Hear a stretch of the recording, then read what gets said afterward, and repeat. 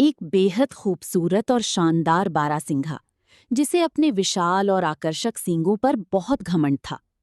छोटी, साधारण और मेहनती गिलहरी, जिसके बाल अक्सर मिट्टी से सने रहते थे।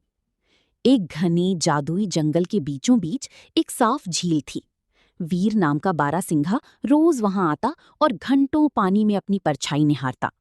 उसके सींग किसी राजा के मुकुट जैसे थे, जो सूरज की रोशनी पड़ने पर सोने की तरह चमकते थे।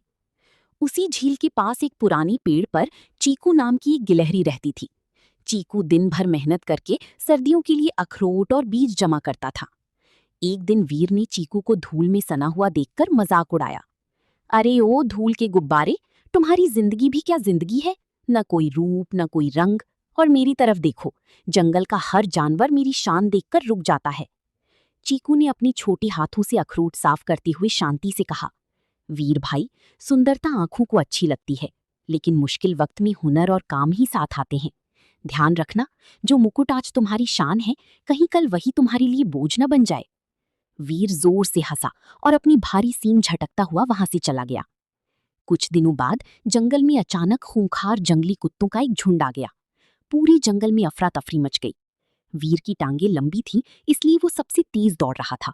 लेकिन जैसे ही वो एक घनी झाड़ी से गुजरने लगा, उसकी विशाल और खूबसूरत सींग बरगद की मजबूत बेलों में बुरी तरह उलझ गए। वीर ने बहुत जोर लगाया, लेकिन वो जितना फड़फड़ाता, बेलें उतनी ही कसती जाती।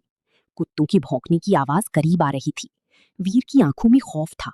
जिन खूबसूरत सींगों पर उसे घमंड था, आज वही उसकी मौत का फंदा बन गए थे। उसे लगा आज उसका अंत तय है। तभी पेड़ की डाल से चीकू गिलहरी नीचे कूदी।